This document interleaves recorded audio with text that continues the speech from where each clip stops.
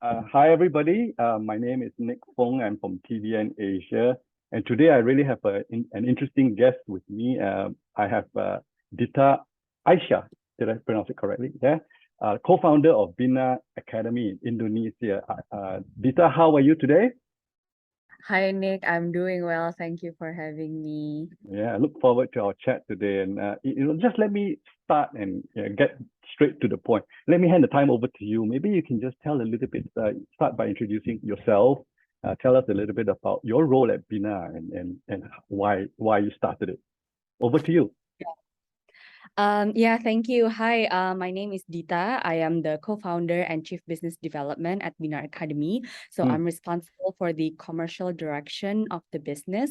Although one of the main goal that we have is obviously to create social impact in terms of education, but we also wanted to make sure that we can have a sustainable and profitable business to continue making an impact and a bigger impact in the future. mm, So why did we build Binar? Binar was initiated in 2017 and I wasn't mm, alone. I built the company with two other colleagues that I met when I was working at Gojek. And we were working there back in 2015. And at the time, it was very, very difficult to find high quality digital talents. And mm, I think it's still hard to find high quality digital talents until today. And we believe that one of the most important skills to learn to succeed today and in the future is digital skills. So the trend is mm, going to go up from here, and Indonesia is in fact the fastest growing digital economy in Southeast Asia. By 2030, it's going to be valued at $330 billion, 18% of our GDP, and 5x mm. growth. Wow. And unfortunately, though, leaders are still struggling to find high quality digital talents. And in fact, Indonesia needs 9 million digital talents up to 2030, but we're only producing 1.1 million at the moment. So you see, the gap is huge. Mm, And I'm sure you heard it, from all the tech companies that they have the same problem. And as we live in the digital age, right, knowledge becomes obsolete faster. mm, And we believe that 4-year degree is not going to cut it anymore. We mm, have to be lifelong learners to stay relevant. And thanks to COVID, learning has become easier than ever. In Southeast Asia, especially, the adoption of online learning has been increasing massively.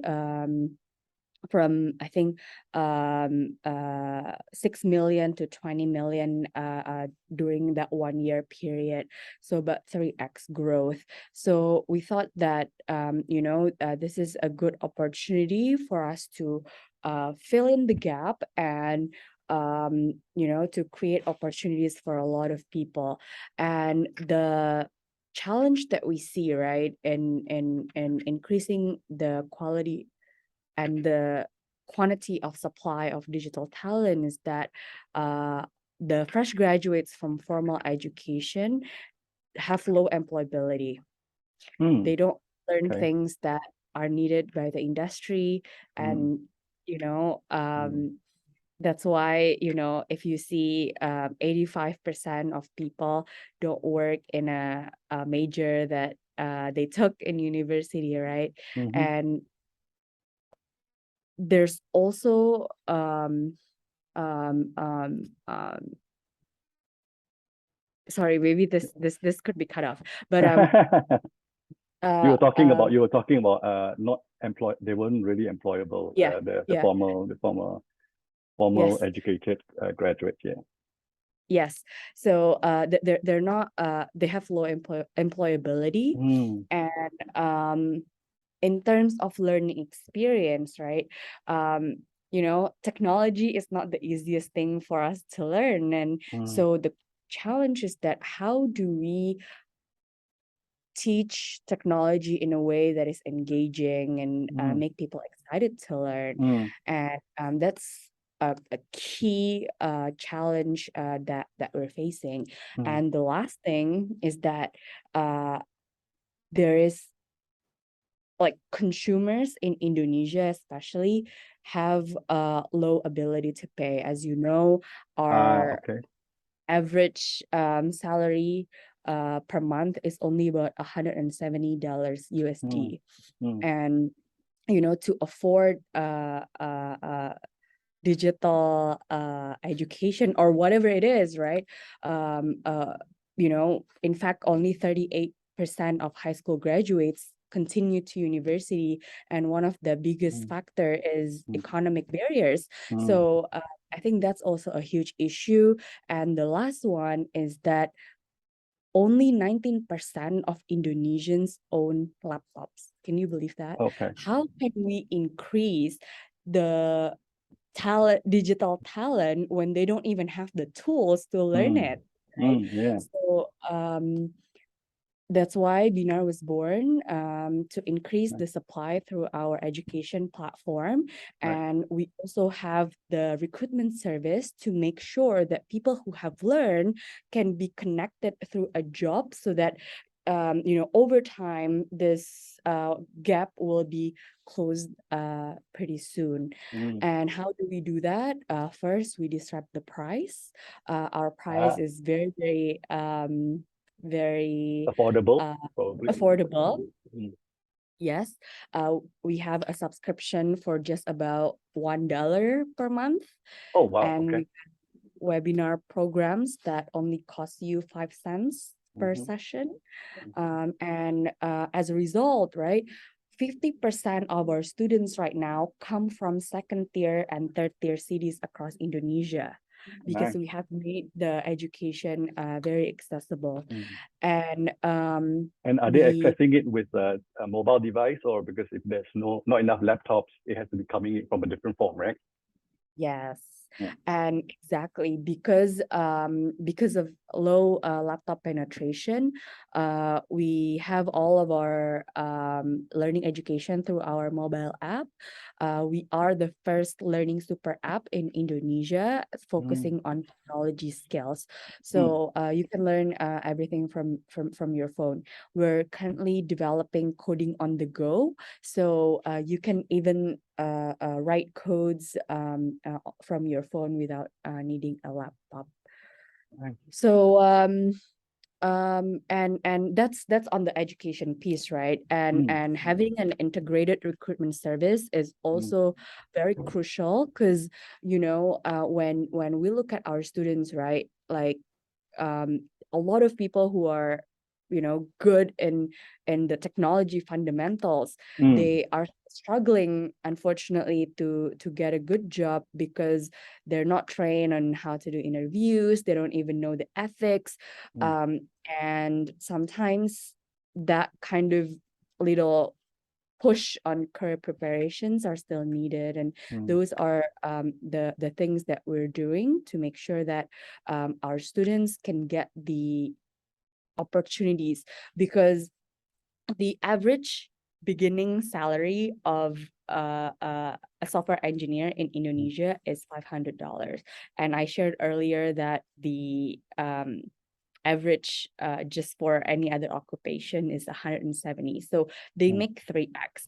And imagine if these next generations of people can come in and get 3x salary from what the average people are getting. Imagine the impact that they can give to their families.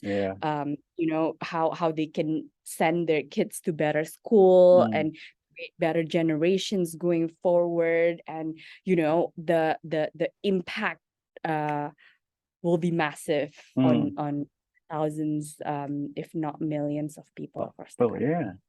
I think that would definitely that kind of end goal kind of definitely motivate the team for sure to keep going. I guess the question I wanted to ask also, I think it's interesting that you also try to make sure that they have they are, I guess, employment ready with all the other skills. While I'm sure you can't control who gets employed, but in the end, I think for those people that go through your courses, do you make sure that they have, at least like, okay, you will get at least 5 to 10 interviews or to be exposed to 5 to 10 different companies because ultimately it's actually up to them to interview and get it. You can't control that part, right? Yeah. Yes. I think what we do is we have a whole host of hiring partners from financial companies, like if you know Bank Mandiri, Bank BCA, and all these institutions are our hiring partners, and telco companies Right. like Telcom, and then and tech companies as well, like Traveloka, JDID. Right. They're all working with us to hire our graduates, and I think the opportunity is there, and you're absolutely right. The best that we can do is to prepare the students and to provide these opportunities for them, but at the end of the day, if they want to go to the interview or not, if you want to take the job or not, it's your decision. Yeah. Are you seeing that those that have come through Binar are they're getting employed faster and the higher percentage of employment than your regular ones? A lot of people haven't even graduated and they already got a job. Nice. And a lot of our students who are still in school, in university, they already get internships, and that really improves the likelihood of success, right? Because you have that jumpstart, if you will, rather than your peers, right? You have all these work experience, and then when you do graduate, then you're one step ahead of your peers, and we're happy to see a lot of that happening. Nice. And I'm sure, like you said just now, something about the pandemic. I think for the 2 years, I'm assuming that because of people not being able to go out, and did you see a lot of people come through and let's start courses on learning platforms and come through Binar and upskill ourselves and see what happens, right? Do you see that stopping or slowing down after things started opening up, or it's continued to grow? It has continued to grow. I mean, in Indonesia, in Jakarta itself, especially, the daily activities have resumed, I would say. People have already gone back working from office, and the number of students that we're getting is still increasing on a month-on-month basis. And I think COVID was just the accelerant for the adoption for online learning. But the fact of the matter is that the career prospect in digital industry and the shortage that we're seeing in the market is so real that people are still interested to get into the sector, right? I'm seeing even right now with the tech bubble going on, as I'm sure you know, we have not seen any slowdown in demand at all. Wow. Because it's very interesting, because now the demand of tech talents are not just coming from tech companies. All the previously conventional sectors are starting to do digital transformation, and we've seen people from oil and gas sector and manufacturing are all hiring for digital talent. So yeah. That's good. Wow. So the future is really, really bright. And just talking about the future, what's next or what's on the horizon for Binar, and is there a specific kind of support that you are looking forward? Yeah, I think a few things, right? Although we have quite a sizable number of students at the moment, but I think it's not nearly enough to fill the 9 million digital talents that Indonesia needs. And I think our key challenge right now is to expand to second and third tier cities, Right. because I believe that those are the people who would benefit the most from this kind of opportunities, right? But I think it's still very challenging because, again, ability to pay and internet connection is still very limited. So I think if there are organizations that, you know, wanted to work with us in that front, we are more than happy to do it. In fact, we did it with Telkomsel a few years back, where we opened bootcamp courses in Ambon and NTT area, and the result was striking. So back in the day, we used to have a selection process. So not everybody can get into our scholarship program, right? I see. And the historical passing rate for our selection exam is only 10%, but 90% of people who took the test from our classes in Ambon passed 90%. Wow. And that beats the national average by a lot. And that gives us confidence that, you know, the people do have the skills, the people do have the logic, the people do have the intelligence, actually, but it's a matter of access. Yeah. And, you know, we were very fortunate that we worked with Telkom back in the day. And if there are opportunities for us to work with other organizations, we're definitely open with that. Cool. What a nice place to end. If anybody wants to continue to keep track of what Binar is doing, where can they find you, and where can they find your social?